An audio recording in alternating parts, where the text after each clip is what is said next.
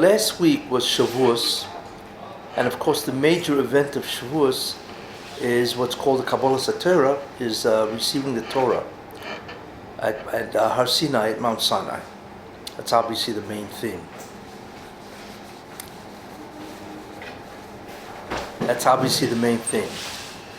But the question is, which is really a very important question, what is the greatness of Torah? Because we know that we received that on Har Sinai, and there are many statements in Chazal that clearly indicate the greatness of Torah. One of them, there's a Mishnah in Hurrius that says the following: that a mamzer Talmid Chacham, that somebody who's an illegitimate child, a product of incest or whatever, but he happens to be a great Talmid Chacham, is greater than a Kohen Gadol Amoritz. The Kohen Gadol, right, who's an Amoritz, ignoramus. That's an astounding statement. You see, this whole concept. What does that mean? Could you imagine the Kohen Gadol is the one that goes into the Kodesh HaKadoshim. He's the one who goes into the Holy of Holies in the temple, the Beis HaMikdash. And he's the only one. In fact, the place is so Kodesh, it's so holy, that Malachim cannot go through that room. Now, if the Kohen Gadol himself is not Roy, then he will die if he goes into that room. So could you imagine the great spiritual leadership of the Kohen Gadol? Yet notwithstanding all that, if he is an Amoritz, then he does not have preference or kedima to a mamzer Kohen Gadol, a mamzer Talmid Chacham. So even though somebody's an illegitimate child, but the fact that he's a Talmid Chacham means that he surpasses the Kohen Gadol in terms of kedima or preference. Now that's an incredible statement, as we see. Clearly, it's the important differentiation here is the concept of Torah, because the mamzer is a Talmid Chacham, then he is greater than a Kohen Gadol who's an Amoritz. So the question we have to ask ourselves is why? How is it possible for this to be, where the mamzer is a Talmid Chacham is greater than the Kohen Gadol? That automatically begins to tell you the whole concept of the greatness of Torah. Then, of course, we know the statement in Chazal, in the morning Shachris, Talmud Torah keneged kulam, that Torah is greater than all 613 mitzvahs combined. That's what we see. The question is, how is it possible for one mitzvah to be greater than all the other mitzvahs? How do we even understand that? You see, because we know there are many mitzvahs. Now, obviously, the many mitzvahs that are great, we don't know the value of each mitzvah. But like it says in Pirkei Avos, you have to observe every mitzvah because you don't know which one is greater or not in terms of its reward capacity. However, we know among the mitzvahs is Shabbos. So what this is saying is that Talmud Torah is greater than Shabbos, and so on, greater than all the other mitzvahs. It says keneged kulam. You see, it's not greater than any one, it is greater than all of them combined. Now that is an incredible statement. So again, we see that there's something about Torah which is incredibly great. There's a hint. There is a Chazal that tells us that when Moshe Rabbeinu went up to Shemayim, and he was surrounded, so to speak, by the Malachim, and they said to him, wait a minute, why should you get the Torah, which means you and the Jewish people? We want the Torah. You see, this is what they said. Now, Moshe Rabbeinu said to them something which we all know is obvious, that obviously you're not physical, you're spiritual. So, for instance, you don't have possessions. There's no mitzvah of lo signoif, of stealing. You don't have any possessions. You know? Keep it over aim. You don't have any mothers or fathers, so you can't do that mitzvah. And so on. So Moshe Rabbeinu said, look, you can't do this, obviously, so therefore the Torah which obviously has physical mitzvahs, that only can come to we, the Jewish people, who are obviously human beings, physical. But the question that we have to ask is, didn't the Malachim know this? I mean, they know what's in the Torah. They know what's in the Torah. So then the question is, what's their Havamina? The question is, what is their intent? How could they think that they could get the Torah? Because they know obviously they're not physical. They know that the commandments are physical, right? So then what are they talking about? What are they thinking when they talk to Moshe Rabbeinu? Because obviously Moshe Rabbeinu's answer was simple, was obvious.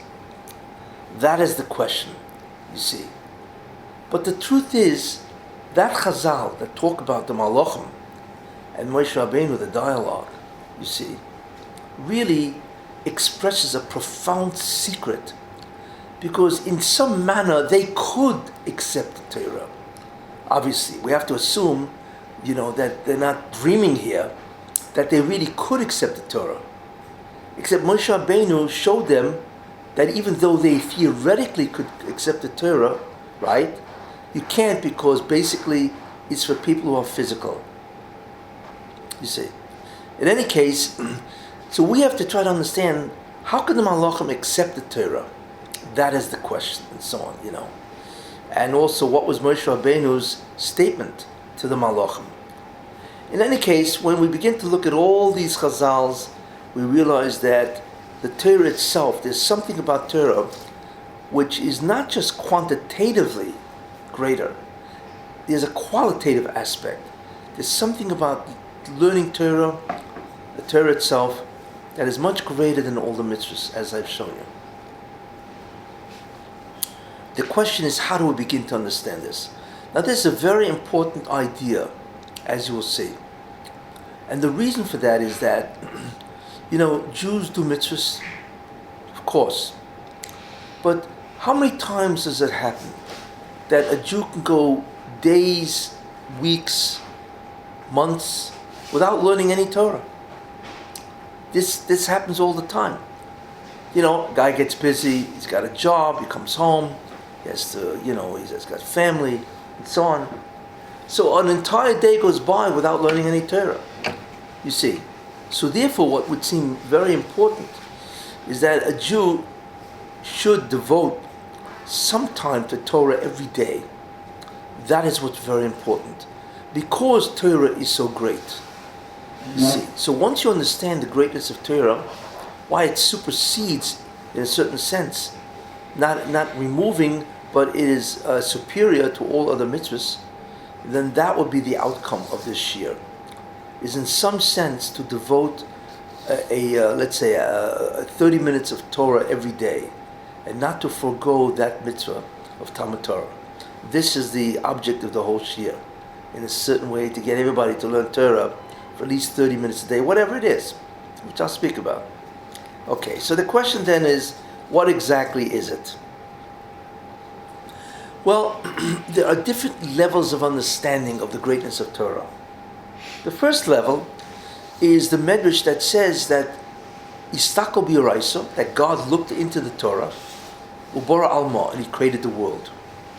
Now, what that means is that the Torah is the architectural design plan of the entire creation. And God looked in it, so to speak, and from that plan He created everything.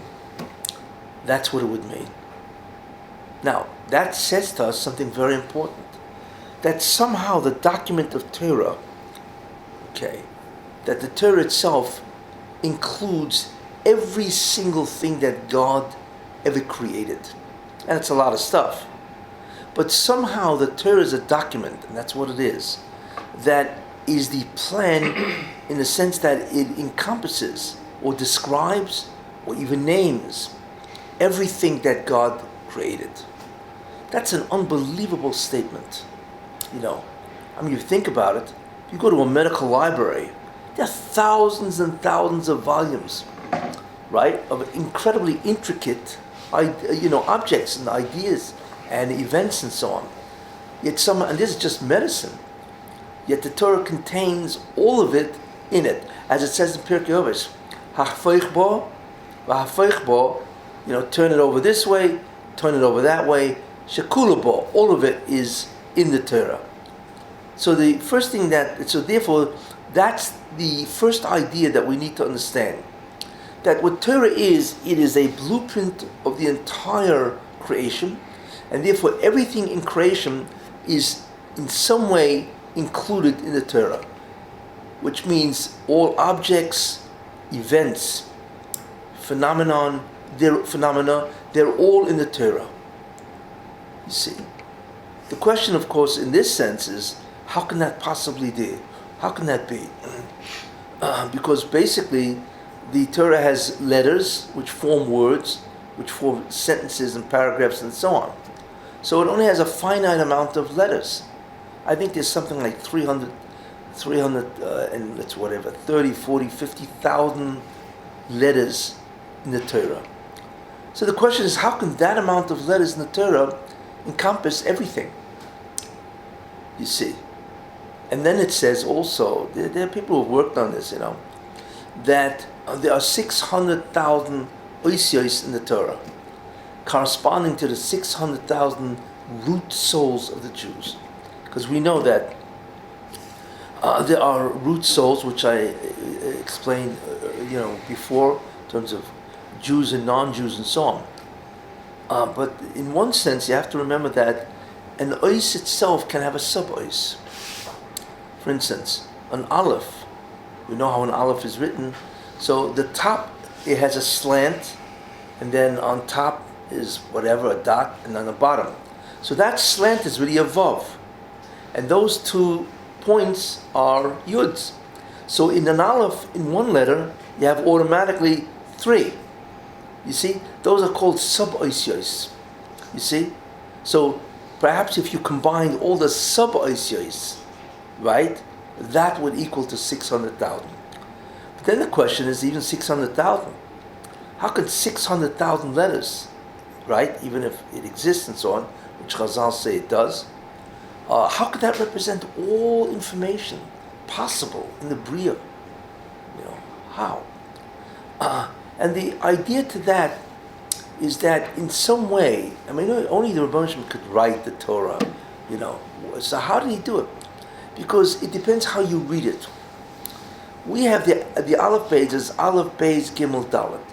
You see, and the Torah is written as Aleph Beis Gimel Dalet. You see, Avgad, that's what it's called, right? Which means that you can read the Torah, the narrative of the Torah, right?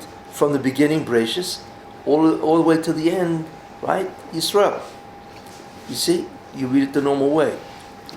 But what happens if you take every letter in the Torah and substitute it for its reciprocal? What's the reciprocal of Aleph? Tov, right? What's the reciprocal of Beis? Shin. You see? That's called Tashrak. Tov, Shin, Reish, Kuf, right?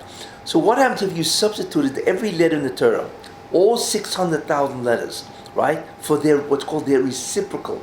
Means the letter at the other end of the Aleph Beis, which is in the exact same position from either end, right? How would it read?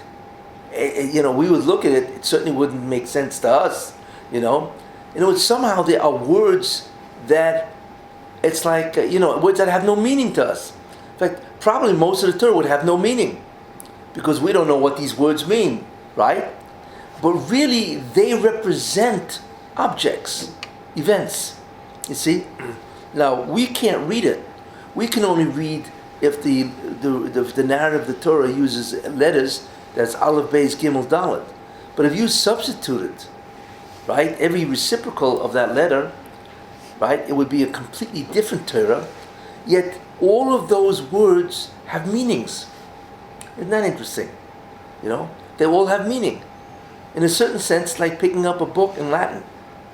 You read the book, right, it's Latin.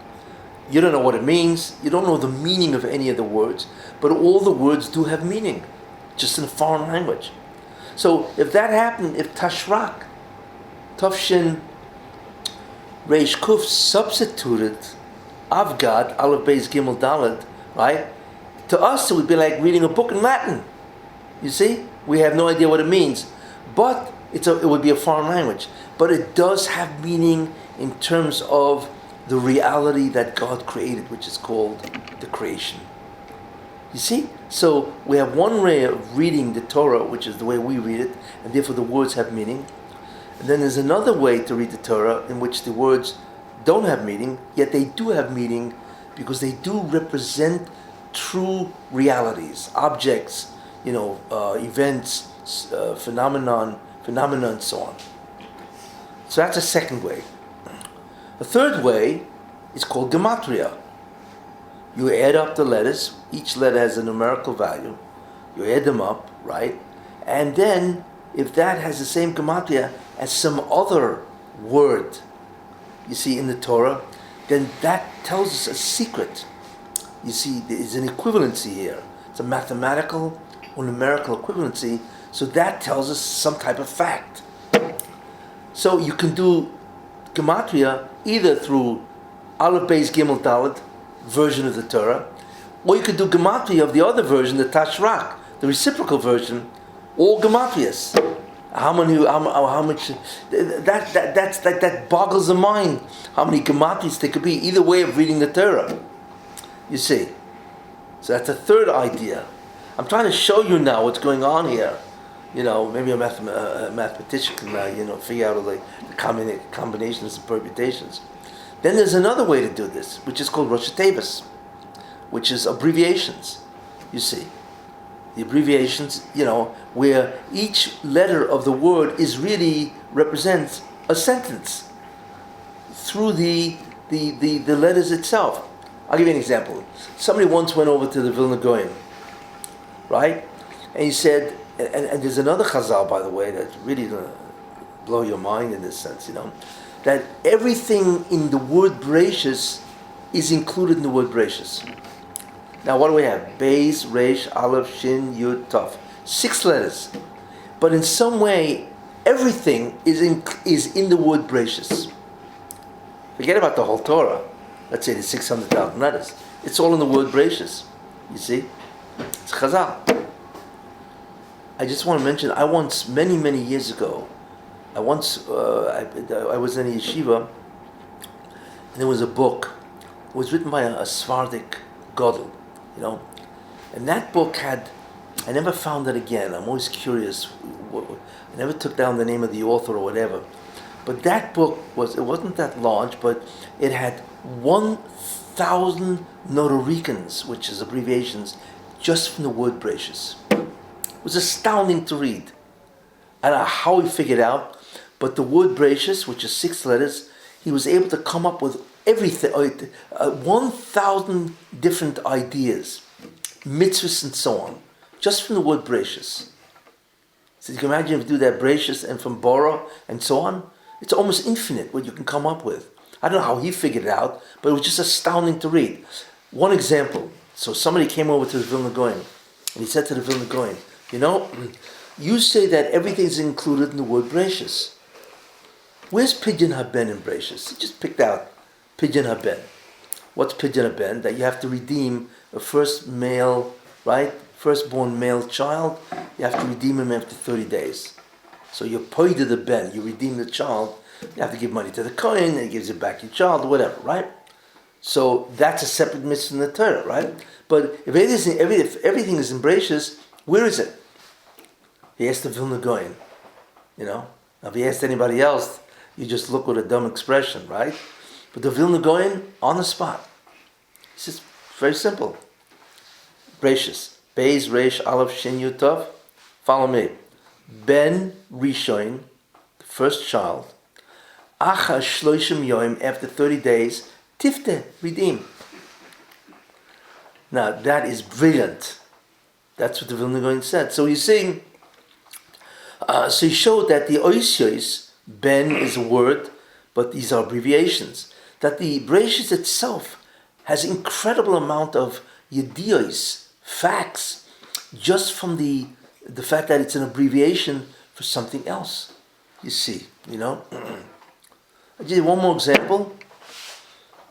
In Truma, it says, v'osulu migdosh and they will make me a migdash, v'shochanti b'soicham, and I will dwell in their midst. Okay? And this gematria, this Nordorican abbreviation comes from the Baal HaTurim, but it's an awesome abbreviation. Right? I'm just showing you how this could work. See? So, the v'shochanti, and I shall dwell. Right? Now we know God dwelt in the Beis Hamikdash. The first one was 410 years, and the second one was 420 years. Yes? That is alluded to as in the word v'shochanti, and I will dwell. V'shochanti means I will dwell, right? But for how long? So the first Beis Hamikdash is 410 years. The second Beis Hamikdash is 420 years. Where do you see that in the word v'shochanti, and I will dwell? You see. So the Baal HaTurim says, it says the word v'shochanti, and I will dwell. Really it could have said v'shochan, and he will dwell. Right? So you have Vav, v'shochan, right? V'shochanti, v'shochan. You see, so the word, if it could say v'shochan, so there are two letters which are superfluous. Tov Yud, 410. Right? So the first Beis Hamikdash is 410 years. Now, what's interesting is if you look at the word v'shochanti, it also has it has the letters of v'sheni and the second one in the word v'shochanti, and the two letters that are superfluous is Tav Chaf, 420. It actually has v'sheni and the second, you see, 420, and this is the Baal HaTurim, you know, and that's incredible. The key is not just to be dazzled by what the Baal HaTurim said, which is dazzling, right? But the fact what he's pointing out that this is the ways of learning facts from the Torah. Abbreviations, gematrias. You see? It's incredible. I mean, we're looking at hundreds of thousands of letters. Remember with the letters and the sub-letters and so on. Imagine applying all the Nordoricans, you know, all the abbreviations and the gematrias, and then you could do it with the Torah being written in Tashrak and so on. The combination must be awesome, right? Yes. Yeah. It's possible for people to dream up a lot of different things. How do you know you're correct? No. You don't know if you're correct. We don't know. But I'm just showing you how it's possible to get all the facts of this creation in the Torah.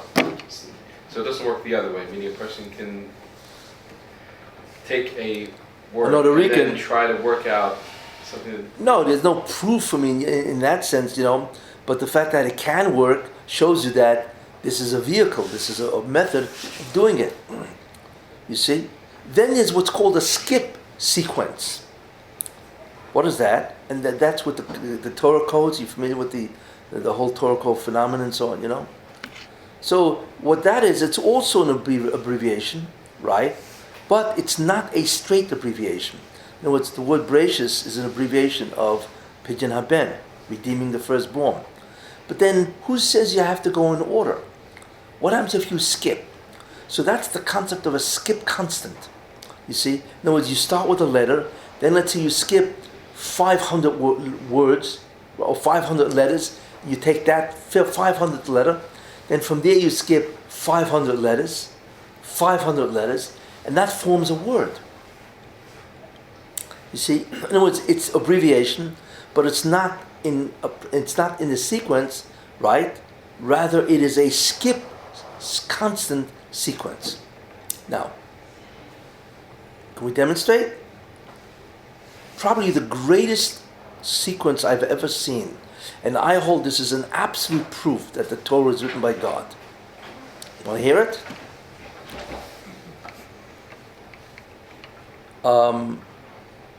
Somebody came over to Rav Mechel Ber Weissmendel. He was a brilliant guy, tremendous mathematician, just naturally gifted. He knew 7-8 languages fluently, whatever. So somebody came over to him and said, you know, where is Megillas Esther alluded to in the Torah? You know, I mean, Megillas Esther was written 800 years after the Torah was given by God. That's how far, you know, it was written, you know, and so on. So we all know that, well, if everything is alluded to in the Torah, it doesn't make a difference when, even events that happen in the future are alluded to in the Torah, right? Because the Torah includes not everything that is, was, and also will be. That's what it means, right? So, Rav Weissmendel told him, said, I figured it out. I mean, just listen to this, One, you start from the first Aleph in the Torah, which is Bereshis. Beis, Reish, Aleph, third letter, right? And then you skip to get the next letter, because it's going to be an abbreviation. You skip with the exact amount of letters in the Megillah Esther.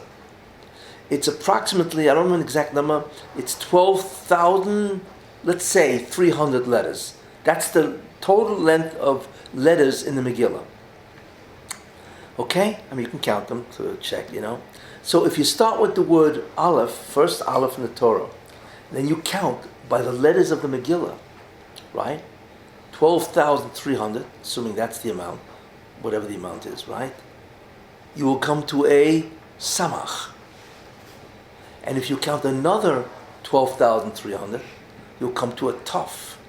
And another, a Reish. What does that spell out? Esther.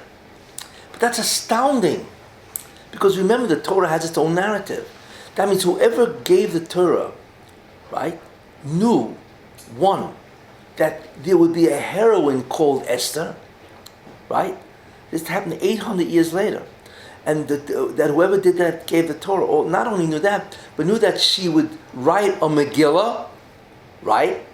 And that the Megillah would have these amount of letters. That's incredible. And at the same time incorporate those letters, Esther, in the narrative itself. That means you gotta pick a word that has that, the narrative, the word that has those letters as 12,300 letters sequenced, or skipped. Beyond belief. What's the probability that a guy could have done that by chance? Because either it was designed or was done by chance. Unbelievable. Can't dispute that. So Rav Weissmendel told him, and the guy was like stunned. Because Rav Weissmendel figured it out. How did he know? Whatever. Anyway, the guy said, that's good for Esther. What about Mordechai? He's really ambitious, right? It's called getting greedy with Torah. So Rav Weissmendel told him, I don't know. I haven't figured out. But come back next year on Purim, and maybe, with God's help, I'll figure it out. So the guy comes back next year on Purim, right? He says, well, he told me to come back on Purim. You figure it out? Rav Weissmendel says, yes. Yes. Right? What is that? So in Parshas Tetzaveh, which is what you read on Purim, before Purim, right? It says more dror. In fact, the Chazal tell us that Mordechai is merumaz, alluded to in that pasuk. Anyway, if you count from the word mem, more dror, right? Whatever, they're talking about the terrorists and so on, right? Whatever. Anyway, you start from mem, right? And you count how many letters? The exact amount of letters in the Megillah. Let's assume it's 12,300, right? You're going to come to Reish. Skip again. Dalet. Again. Chof. Again. Yud. Mordechai. That is beyond belief. So that's the same thing. Whoever gave the Torah had to know there would be an Esther and now a Mordechai, right? Not only that, but that they would be what? They would have written a Megillah that has these exact amount of letters. And he would still have to do that, maintaining the narrative of whatever the pasuk is saying. Isn't that to me, that is incredible. It is not humanly possible for somebody, obviously. That means whoever wrote it had to know the future. In other words, that this should have occurred by chance is impossible. So that is proof that the Torah includes everything. Even if it's in the future, in a way which is just absolutely incredible. Anyway. The Megillas Esther was given with Ruach HaKodesh. She was written, but yeah. Person was written with Kodesh. Sure. In the Megillas Esther, one of the things that Aish uses is using the same technique in Megillas Esther to show the remez to the Nuremberg trials. Yeah, I know. Yeah, but I'm not going into that. Yeah, exactly. Yeah. But this is a calculation that could not have happened by chance. What is interesting is that, so this guy who asked Rabbi Mendel, he had said this over at a Shabbos table. He had a woman as a guest who was completely not religious, and he told this over at the table over what Rav Mendel told him. So he told her at the table, So this woman happened to be a mathematician. See. So the next day, she comes to eat the meal, and he sees that this woman's eyes are red. So he says, "What happened?" He says, "Well, I stayed up the whole night, to calculate the probability of what you told me." And she said, "It is not possible. I mean, the chance of this occurring, both of these by chance, is quadrillion to one. That means you'd have to write the Torah a quadrillion times, and only once would you have this probability. I mean, it's just beyond belief, Anyway, a couple of years later, he was at a wedding, and a woman comes over to him, and this woman then was religious, not religious. He comes over, a woman comes over to this man who had asked Rav Mendel, "Do you remember me?" So he said, "No." He says, "I'm the woman, the mathematician, that was in your," and she had a sheitel on, and she married a Ben Torah, and the guy lived in Koilel. I'm just saying that, it's just an astounding probability. But again, it illustrates that Nodarican, which is abbreviations, right, which represents words, a letter represents the beginning of a word, right, the Nodarican can also have a skip sequence, you see.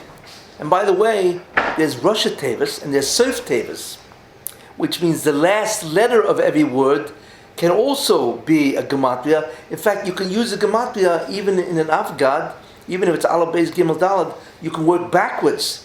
So there's abbreviations that work forward, right, like Breishis. And there's the abbreviations that work backwards. Tov Yud Shin, Aleph Reis Beis. It works both ways, and it works both ways. Skip. The amount of information you can get with all these ideas is almost infinite, and that's how the Torah works. We, of course, cannot read the Torah that way, but there are a lot of course, drushes and so on, where Chazal you do this all the time. Sof Tevis. And then there's Emtza Tevis. It's all, but the same different skip sequences, and it depends on which Aleph Beis you're using, the normal and the reciprocal. That's how you can do it. So therefore, the Torah, because you have to say how, or else people say, "What are you talking about? How can you have everything in the Torah?" But you can. Our problem is that we cannot do it except through we can barely do it through the normal letter sequence of Aleph Beis Gimel Daled and so on. But the Torah really does describe and every single thing ever created, which means even an object, it goes into the whole chemical structure, the atomic structure, everything, because it's all part of the creation. That's beyond belief. That's what it means, hafoich bo v'hafoich bo, turn it over this way, turn it over that way, it's all there. And guess what? You can imagine now what we're going to be doing in Olam Haba, in the future world, right? Right? We're going to learn this minimally, but there's much more than that. But we're going to minimally how every single thing that exists in this creation is found in the Oisos of the Torah. Very important idea. And by the way, once we know that, we know something else. And that is why if one letter in the Torah is missing, then the Sefer Torah is basically puzzle. But why? One letter? And the hundreds of thousands of letters, one letter is missing? Yes. Because if the document really is a document that has everything in it, guess what? If one letter is missing, then there's a whole bunch of stuff that's missing. So that document is not everything. So it's puzzle. You see? So we actually understand the halacha of why it's possible, if one letter is missing. Because like I said, because then it wouldn't be a document that reflects or describes everything that God ever created. Can't be. And it's possible. See, so that halacha flows from that concept that we now know. You see.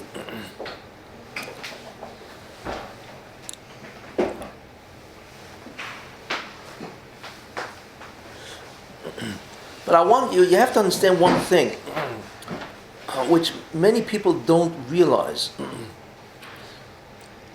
God does what He does. We do know that He created a creation, which is our entire creation. Physical universe, spiritual universe, we know that. Okay. But the question is, and that universe or that creation that He did is in the Torah. Okay? But the question is this all that God ever did? We don't know. It is possible, and in other words, what I'm saying is that the Torah is only a document about this set of acts that God did. It's called the creation. But it's possible, and God never informed us, that He would have created an infinite amount of other universes. Well, actually, it's creations, right? He could have created an infinite amount of other creations, each creation never duplicating anything in any other creation. Why not? See, we don't realize the power of the Ribono Shel Olam. It's not that He's omnipotent, We don't really know what He does. Because He I'm sure He could create another creation that has other people, if you want to use that word, right? Other people, and they have their own Torah that describes their creation, not ours. You see? So God could create an infinite amount of creations. Each creation not having anything in any of the other creations. Did you imagine that? And each creation having their own document, if that's what exists in that creation, describing that creation. That is the power of God. So it's beyond our ability to understand what God can do. But it's very possible, and God never told us about anything else, you see, because the problem is that the Torah is only a document or the architectural plans of this creation, not of any other, you see. What? Will He tell us there? I don't know. You gotta ask him. That question? I'm sure you could ask him. I mean, as you It's say, a good question. By the way, is there any other creation with its own Torah and its own mitzvahs? Or maybe, we don't know, we have no concept. So that's the first thing you have to understand about God. That His power is unlimited. So could you imagine an infinite amount of creations, no creation ever having anything in any of the other creations? What does that tell us about God? What His power is. What His power is. Well, we don't understand, you see. And the second thing is this, which you have to appreciate, is that when an artist draws a painting, where's he getting his stuff from? He can only get the stuff from his experience, right? He has experienced life, whatever that is, and he can put that in a painting. But what an artist has never experienced, he can't put into a painting. He has never experienced it. Yes? You agree to that? Okay. The amazing thing is that God has never experienced, in a certain sense, making a creation. So how did He come up with all these ideas? Think about that. That means to create the human body, 100 trillion cells. And there's 100, right? And and not only that, but to create the heart and the organs and the brain. Where did He get it from? He doesn't have experience with this. It's not like that God is a neurosurgeon, you see, and therefore He now can create something that has a brain. There's no such thing as a brain. In fact, there's no such thing as anything in creation. God had to generate this from His own creative ability, you see. That's beyond anything we can understand. So it's not just the power of God that is absolutely awesome, you see, what He could do. But it's also the creative ability to create something from no prior experience at all. And we're not talking about creating something from one experience, right? We're talking about creating the entire creation without any previous experience, so to speak, right? And there's almost an infinite amount of different things in this world. Yet it all comes from no prior experience. You see? And not only is it no prior experience, but the way the world integrates with each other is beyond belief. You look at any organism, how everything fits exactly. Its anatomy, its physiology, you see, and also the atoms. You can begin to realize what you can create. Imagine this world only has 92 natural elements. That's it. The entire creation, or I should say the entire physical creation, the universe, is nothing more than different combinations of 92 substances. How's that possible? I'm not talking about the man-made stuff, because they don't really exist in nature and so on. But there are 92 natural elements, yet God can create an entire physical universe, which is incredible, and everything in it from 92 things. It's even more fundamental than that, because all of those 92 things are just different configurations of the different electrons. 3 elements. Yeah, but I don't want to go below the 92, because then you're looking at the quarks and all that stuff. But could you imagine creating everything just from 92 elements, 92 substances? So if that's the case, could you imagine what God can do? He can have some other 92 elements, or whatever the 92 is, and create an entire creation. Because you think about that, all it requires is 92 different substances to do the entire physical universe. That's incredible. You think, well, to make a universe, physical universe, you need hundreds of trillions of different substances. No, you just need 92. Simple. Yet He can do it. We can't even begin to think of how to do that, and so on, That you begin to understand the awesomeness of His power, of His creativity, and how He could combine things to make different compounds and different substances and so on, different molecules, and all it is 92, 92 elements, and so on. Anyway, so therefore, I'm trying to illustrate how the Torah can have everything in it. And we now see that, why not? That's the Torah that we have. It is an unbelievable document of everything that exists. Our problem is we can't read most of it. That's why most of it is concealed, you see. Because the Torah describes not just the physical universe, it describes all the spiritual universes, you see. It describes Olam Haba, and so on. In other words, everything that we can conceive of, it describes. If we cannot conceive of it, it doesn't describe, because it was never created. So the Torah has also everything about Olam Haba. It's all there. We just have to figure it out, where is it, and how to read it. You see? This is the incredible idea about what the Torah is, But that's the first level. But that's the first level of understanding of the Torah. You see? That's level 1. Why the Torah is so great. And so on. But there's a second level of why the Torah is so great. You see?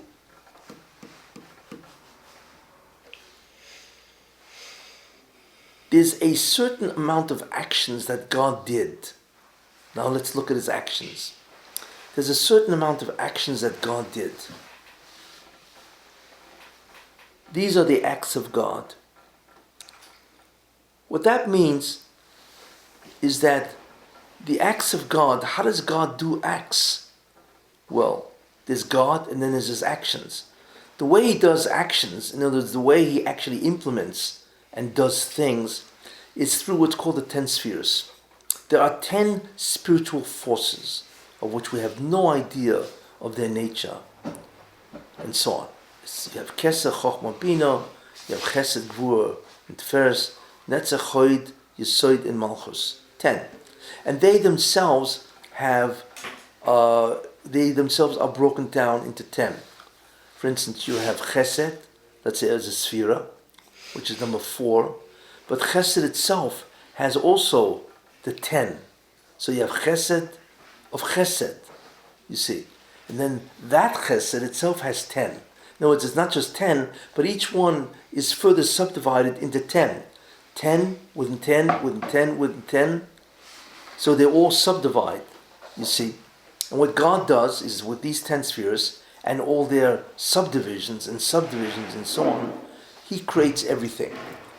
Everything that exists is nothing more than a sphere or a combination of spheres that create reality. You see, they create reality. So we have the actions of God, we have the specific sphere combination that He used. Okay. But is there a name for this? Is there a name for this? So the truth is, what we now understand, we see, and that's further understanding of the greatness of the Torah and so on, is that every letter in the Torah is the label or the name of a specific sphere combination that God used to do the action. Every action of God has a name that refers to Him doing that action. You see, for instance, if God is a Rahman, if He's compassionate, right? So the word Rahman is a name of God insofar as He acts with Rahmanus, compassion or mercy, and so on. Therefore, all the acts of God, every one of them, is really a specific combination of these 10 energies, spiritual energies. And each of these spiritual energies has a name, you see. Is there a place that I can actually see the name of the spheres that describe His actions? And the answer is yes. That's the Torah. What you're really looking at, which is very interesting, when you look at the Torah and you read the words, what you're really reading, if you get away from the narrative, what you're really reading is the exact combination of spheres, or the exact type of combination of spheres that created something. What that means is that all the words of the Torah, right, if you take away the narrative, all the words of the Torah at this level is you're reading spheres, code spheres. Each letter represents a sphere or a sphere combination, and the total word represents the creation of the object. And sometimes even the letter itself represents the creation of the object. You know what's a good example? Digital code. You know, there's different levels of the language, there's certain computer languages that you can actually use the word English. But that language can, program. But then, but English doesn't talk to the computer, or the computer doesn't know English. But the English language really, in many ways, represents or has things which represent it, which are what's called machine code. You see, it's the language of the machine, and it has been put a layer on top of that, English. You see, so we can program in English, but really, who's a programmer here? Am I right? Okay. Well, what you really do, I think assembly language is machine language. Am I right? Yeah. In other words, from what I remember. Anyway, in other words, there's a language that we use because we understand this language, and so on. But the machine doesn't know English. So what English is nothing more than a representation of a machine code, which talks to it in digits, 0 and 1s. And then the machine can do the 0 and 1s. However, right? So what you're looking at is different languages. You see, you're looking at the language we use, then you're looking at the representation language that the machine uses. You see? The same thing. The language of the Torah is English in that sense. You see? It's our language, but it's Hebrew. But the real language, or the machine language, is spheres. You see? Which is incredible. That means that every action that God ever did, in all the different ways of figuring it out, Asha, Avgad, Tashrak, and so on, all of them, on our level, is a narrative. On God's level, it's a machine language in the sense that it's all spheres. It was, you could take the entire narrative of the Torah and turn it into spheres. It's astounding. Turn it into spheres, which each letter is a sphere combination, each word, right? And its combinations going different ways. Aleph, Beis, Gimel, Dalet, Tov, Shin, Reish, Kuf. You see, with the Notarikans, the Gematrias, and so on, it's all machine language. Now you understand what the Ramban means.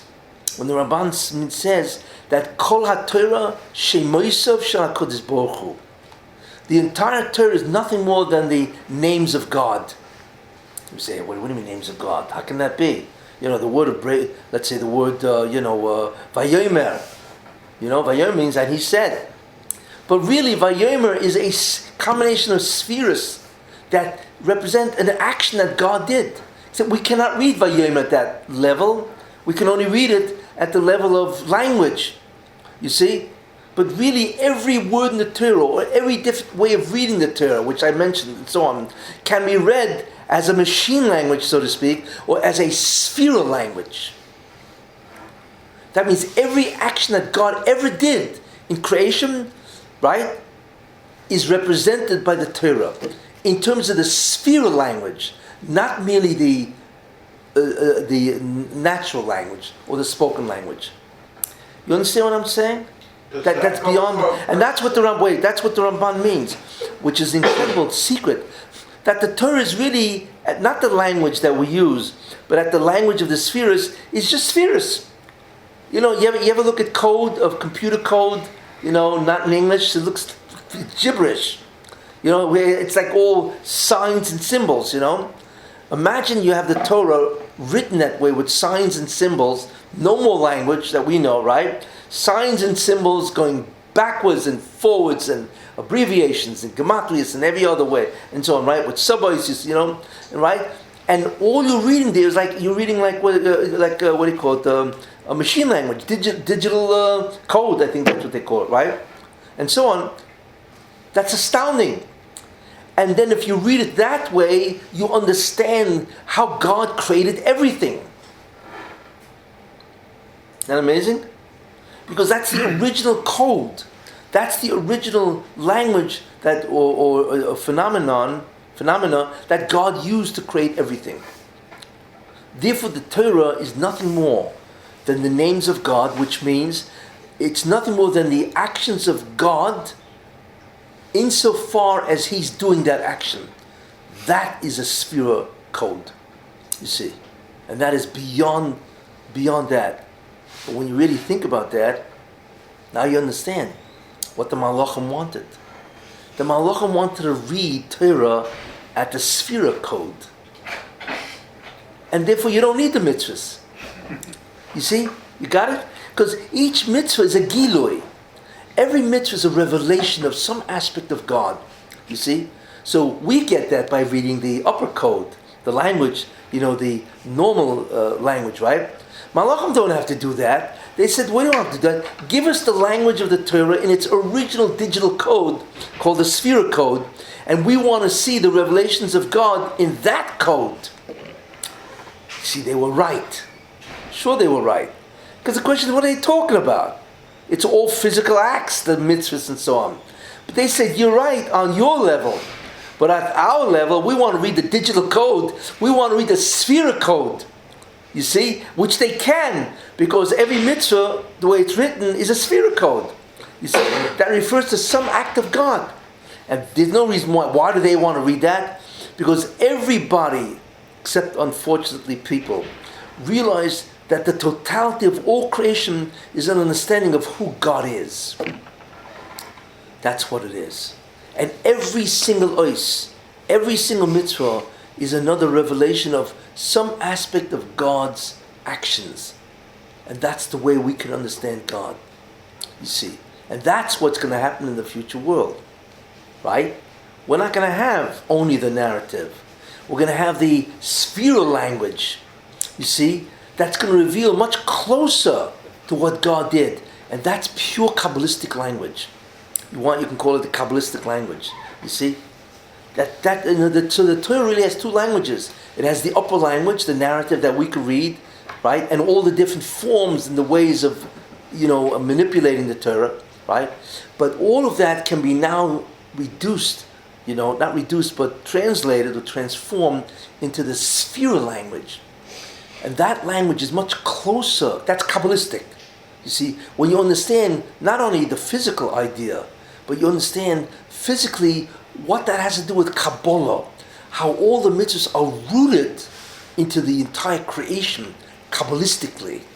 In other words, when you put on tefillin, what's happening Kabbalistically? What's happening up in the world, in Atzilus and so on? And how does it do the tikkun, the rectification and so on? You see, so if you understand that language, believe it or not, you don't even have to do the mitzvah. Really?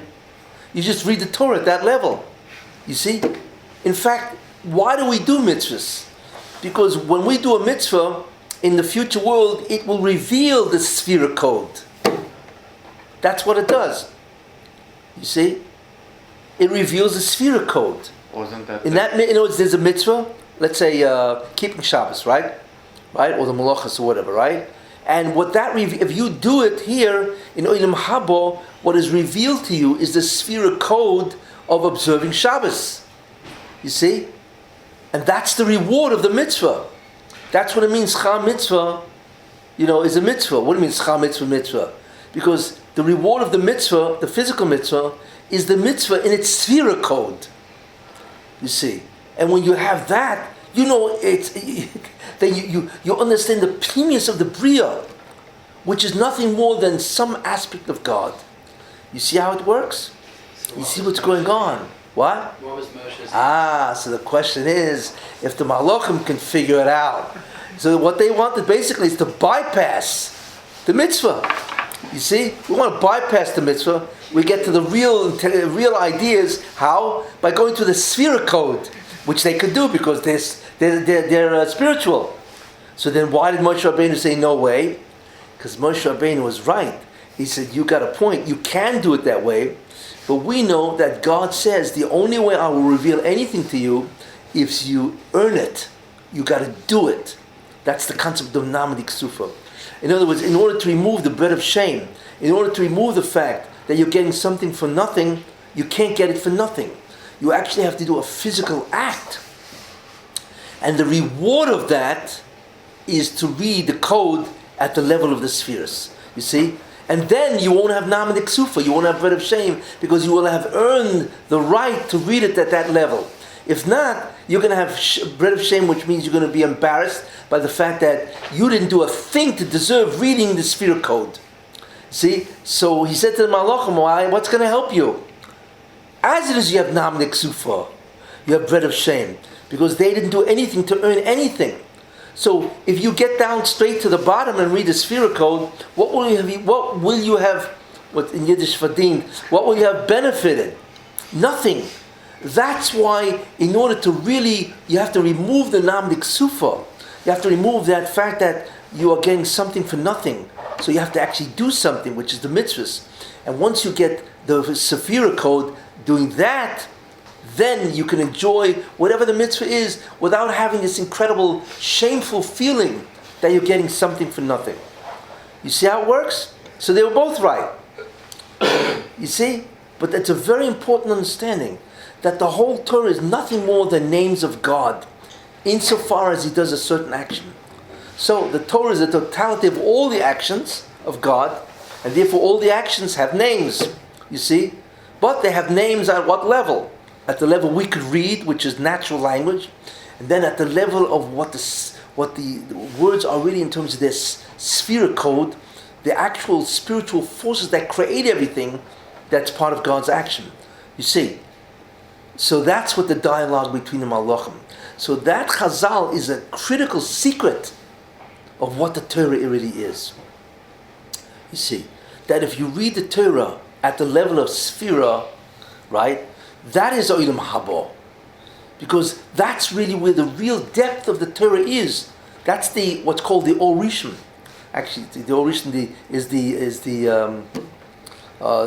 first light. It's the Messianic Light. You see, in the future we will have that Messianic Light. What is that? It's somehow understanding God at the level of the spheres, not at the level of the mitzvahs. You see, and the giluyim, the revelations of that, is beyond comprehension. And that's what it means. Kimola oretz deo, and the world will be filled with the knowledge of God, as the waters cover the seabed. Right? What that means is that that's obviously not a normal knowledge. That's not normal. What do you mean the earth will be filled with the knowledge of God like the waters cover the seabed? What knowledge of God? We already have Bavli, Yerushalmi, you see, but that's all at the normal level of language, you see. But when it means filled with the knowledge of God, it will mean at the sphere level. That's the beginning. And even that's nothing compared to what Olam Haba is, you see. So you now understand the secret, right, of what the Messianic Light is. You understand the whole concept of what ultimately Olam Haba. You understand the dialogue between Moshe and the Malachim. You see what's going on here, you see? And that ultimately, that is the greatness of Torah. However, there's a greatness of Torah which I have not reached, what I'm going to cut out now, which I will continue next week, which is, as I've described, two levels of greatness. One is the greatness of the level of Torah in terms of what it is. It's a document that describes everything. And the second thing is that it describes the sphere code of everything that is, you see? And that is beyond belief. And even the Malachim wanted that. I want to tell you something. If they wanted something, it's got to be pretty heavy stuff. That's guaranteed. And they could have had it, except what God wants is to earn that sphere code, revelation, via doing an act, thereby earning it, and therefore not having the whole concept of red or shame, not feeling inferior and shameful because you did nothing to deserve what you're receiving, you see. And that was Moshe Rabbeinu. You guys have, well, it involves Bechira. That's what Moshe Rabbeinu said. You guys have fathers and mothers, So what he really meant is that, hey, if the Moshe gave the Torah in the form of the language narrative, well then obviously, you're not going to benefit by reading the Sphira. I mean, you'll have greater insights, that's true, but you're going to have this Namlik Sufan, that's not the whole point is to remove, as I gave a Shia a long time ago, got to look up that Shia Namlik Sufan, and so on, but this is basically what the dialogue is. But next week I want to go into what the real greatness of Torah is in terms of its power. Any questions? Two questions. The first Lucas that Yes. Moshe smashed. Yeah. Was that on a Was that higher level than the yes, the book of first Lucas that he smashed was the Orishan. Okay. And the second question. Could you imagine what we lost? I don't know. We got the Shvarim. What? We got the Shvarim. Yeah, I'll talk about that next week. What the Shvam represent. Go ahead. And the second question, just to carry your thought that whatever God created is a combination of spheres. So is a person, you, me, them? Spheres. Are they combinations of spheres? Of course. Not only that, every atom in your body is a combination of spheres. Because how would it exist? So when they say everybody got a letter in the Torah, that letter is a combination of spheres. Which he is. Exactly. That's what it means. That's why all 600,000 roots of the shamas, whatever, have to have a letter in the Torah, because that letter in the Torah is what creates them, generates them. You see. Yes. And no two people are the same. No two people are the same. With this, And that's what Chazal mean, by the way. It says, just like no two faces are exactly the same, therefore no two das, ideas and ways of thinking are the same. Think about that. There's 7.5 billion people on the world, right? Currently. Did you? What? Currently. Currently, yeah, right? Yeah. Did you ever meet anybody where the two faces were identical? It's the same thing. So remember I told you, how does God take 92 things and create the whole physical universe? Right? How does he do it? Well, forget about the 92 elements. You got 7.5 billion people around, and no two people are exact. No two people. Because you think about that, and think about that when you look at a face. I mean, how many things on there? You got the forehead, the eyebrows, you got stuff there. But come on, what is it? 10, 15 different features. You know, Even identical twins? they're also not perfect. Not Exactly. You perfect, know, not perfect. and so on. So it's amazing. How do you make 7.5 billion different versions of a face using only a certain amount of components? How many components are there? You know. You know, in police, if you when they make a composite in police, you know, of a criminal, you know, then they have this computer and they say, okay, how big was his forehead? You know, right? You know, so there infinite combinations of that. You know, you make the forehead bigger, smaller, wide. How the measurement? You know, and then the nose is it protrude? Is it small? The mouth is how wide is it? Does he have a mustache? I mean, it's how much is in the face, right? Yet there are enough components in a face where no two people will have 7.5 or so over 7.5 billion will have the same face. Isn't that amazing? That's what God can do. Okay. But this understanding, Yeah, God. could you just put a regular office? Could you, the principle, because I'll say, Torah, Kuchu Brichu, Raisa Chadhum. That's. How does that mean? How does that work? I'm going to speak about that next week. So it has to be, Because it's already because what was 11:52. it? It's a separate, a regular office? No. There is no regular. Earlier, Yeah, go ahead. Earlier you had said the Mamzer Talmud Chacham is bigger. It's than greater the than yeah. Didn't you explain the opposite? How the Mitzvahs are bigger than the Limud? I'm not getting the question.